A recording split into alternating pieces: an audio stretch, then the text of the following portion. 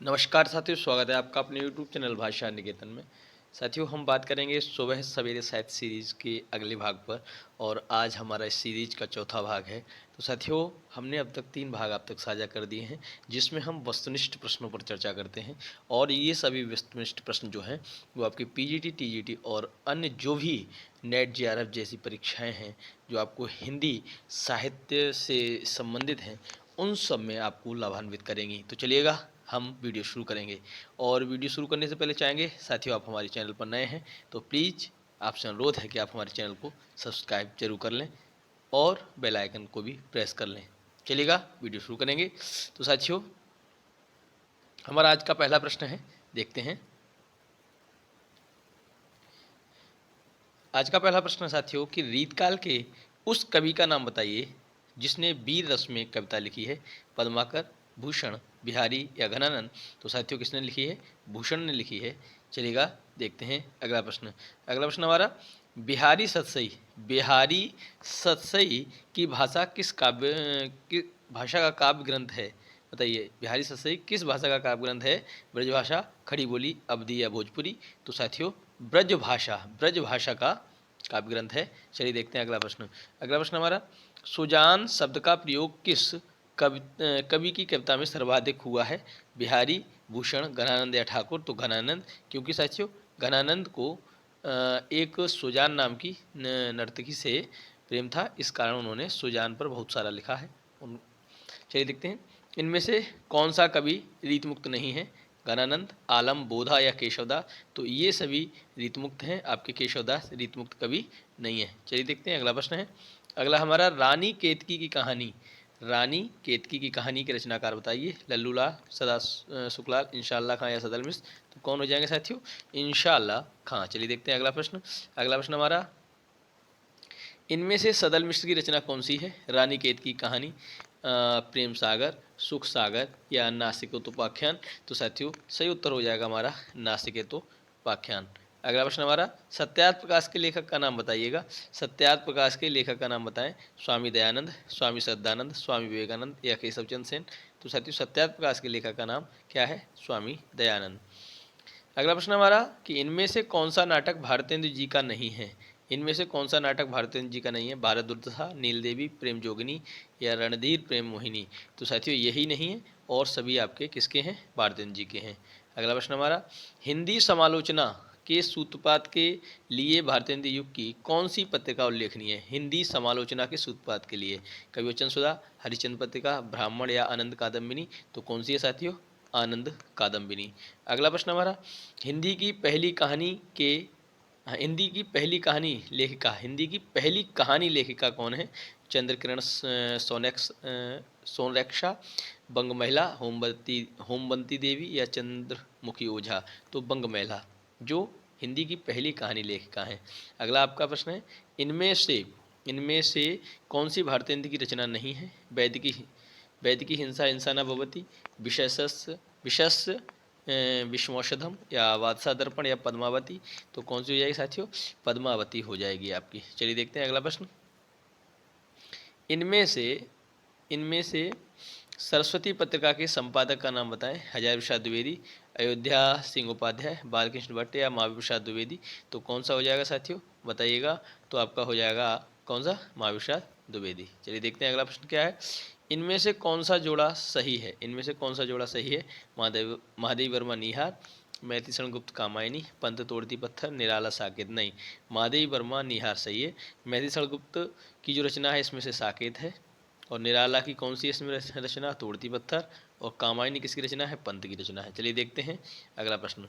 अगला प्रश्न हमारा, छायावाद को स्थूल के प्रति सूक्ष्म का विद्रोह किसने कहा है? सुमित्रानंदन पंत ने, डॉक्टर नगेंद्र ने, रामचंद्र शुक्ल ने या जयशंकर प्रसाद ने? तो डॉक्टर नगेंद्र ने स्थूल के प्रति सूक्ष्म का विद्रोह कहा छायावाद को।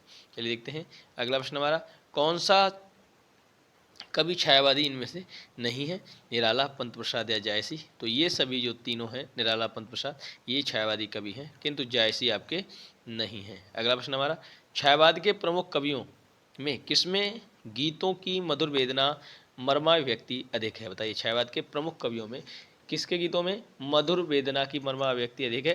प्रसाद, पंत, महादेवी या निराला? तो महादेवी के गीतों में। चलिए देखते हैं अगला प्रश्न। अगला है हमारा, प्रगतिवादी काव्य सृष्टि है दार्शनिक, वर्ग चेतना प्रधान, व्यक्ति यथार्थ या कि यथास्थितिवाद। प्रगतिवादी काव्य की सृष्टि क्या है? वर्ग चेतना प्रधान। चलिए देखते हैं अगला प्रश्न हमारा। अगला है, इनमें से कौन सी रचना केदारनाथ अग्रवाल की नहीं है? इनमें से कौन सी रचना केदारनाथ अग्रवाल की नहीं है, बताइएगा। तो साथियों, युग की गंगा, नींद के बादल, आग का झरना या युग धारा, बताइए कौन सी हो जाएगी। तो साथियों, इनमें से जो हो जाएगी वो आपका युग धारा हो जाएगी। चलिए देखते हैं अगला प्रश्न। अगला है हमारा, निम्नलिखित में से कौन तार सप्तक का कवि नहीं है? शमशेर बहादुर सिंह, गिरजा कुमार माथुर, मुक्तिबोध या प्रभाकर माचवे। जो तार सप्तक का कवि नहीं है, गिरजा कुमार माथुर भी हैं, मुक्तिबोध भी हैं, प्रभाकर माचवे भी हैं, लेकिन शमशेर बहादुर सिंह नहीं है। अगला प्रश्न हमारा अगला है, अज्ञे कौन से वाद के कवि हैं? प्रगतिवाद, प्रयोगवाद, छायावाद। तो साथियों, अज्ञे आपके प्रयोगवाद के हैं। चलिए देखते हैं अगला प्रश्न। अगला है, निहार की रचना किसने की है? तो अभी इससे पहले भी ये पूछा गया है, महादेव वर्मा ने निहार की रचना की है। अगला प्रश्न है, इनमें से कौन सा जोड़ा सही है? अब सही बताना है। प्रिय प्रवास, सांध्यगीत, आंसू या साकेत। देखिए, इसमें सही बताना है। साकेत मैथिली शरण गुप्त की, ये भी गलत हो गया। और इसके बाद आंसू, ये आपका निराला, ये भी गलत हो गया, ये जयशंकर प्रसाद का है। ठीक है। इसके बाद साथियों, सांध्य गीत, आपका सांध्य गीत किसका है? महादेवी वर्मा का है, महादेवी वर्मा का है। और प्रिय प्रवास हरिऔध, ये सही है आपका, ये आपका ऑप्शन सही है। चलिए देखते हैं अगला प्रश्न। प्रयोगवाद के प्रवर्तक के अनुसार प्रयोगवादी कवि का मुख्य तथ्य क्या है? नए काव्य उपकरणों का प्रयोग, भावुकता के स्थान पर बौद्धिकता की प्रतिष्ठा, नई राहों का अन्वेषण या काव्य की पूर्व परंपरा का निषेध।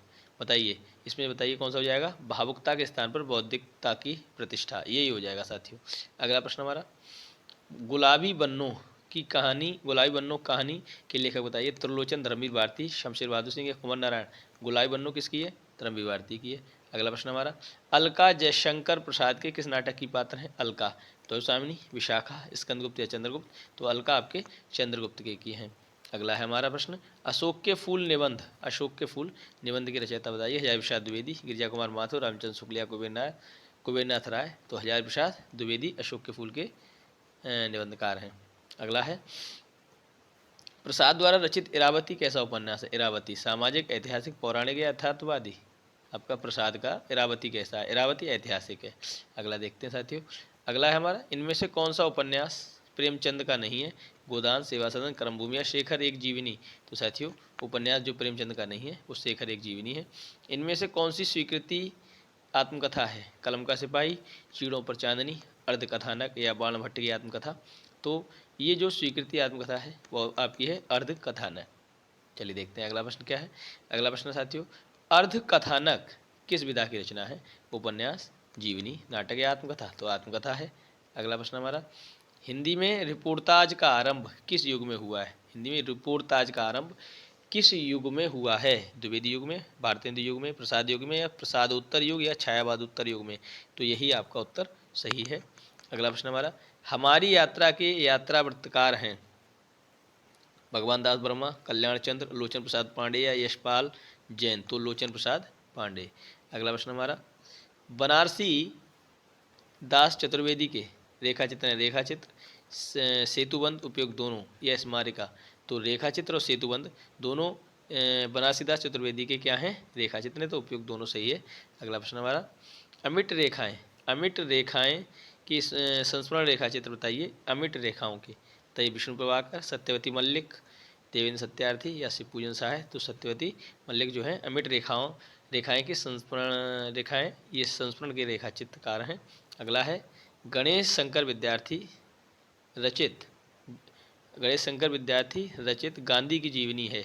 बापू, श्री गांधी, करमवीर गांधी या अकाल पुरुष गांधी। तो श्री गांधी, गणेश शंकर विद्यार्थी की जो जीवनी, गणेश शंकर विद्यार्थी ने जो जीवनी लिखी है गांधी जी की, उसका नाम रखा है उन्होंने श्री गांधी। चलिए देखते हैं अगला प्रश्न। अनुभावों के कितने भेद हैं? अनुभावों के कितने भेद हैं? 2, 3, 4 या 6। बताइए, अनुभाव कितने प्रकार के होते हैं? बताइए। अनुभव, आपके अनुभव इसमें 2 दे दिए हैं। अनुभव वैसे कहेंगे तो कितने होते हैं? आपके विभाव तो आपके आलम्बन उद्दीपन, अनुभव आपके कायिक है ना, कायिक, दैहिक, आर्हिक और मानसिक, ये आपके नहीं, कायक और दैहिक तो है ही। कायक दैहिक एक ही बात है। मानसिक, आहरिक और आपका एक और होता है, तो लगभग 4 हैं। कौन से? 4 हैं, आपको याद रखना है। तो अनुभाव आपके 4 होते हैं, ठीक है। अगला है हमारा, भरत मुनि ने रस सूत्र का विवेचन अपने किस ग्रंथ में किया है? नाट्य दर्पण ने, नाट्यशास्त्र में, और हृदय दर्पण में, उपयोग में से कोई नहीं, तो नाट्यशास्त्र में किया है। चलिए देखते हैं अगला प्रश्न। अगला है, वीरों का कैसा हो बसंत में किस रस की सृष्टि हुई है? वीर रस, श्रृंगार रस, अद्भुत रस और बीभत्स रस। बताइए, वीरों का कैसा हो बसंत, तो वीर रस की सृष्टि हुई है।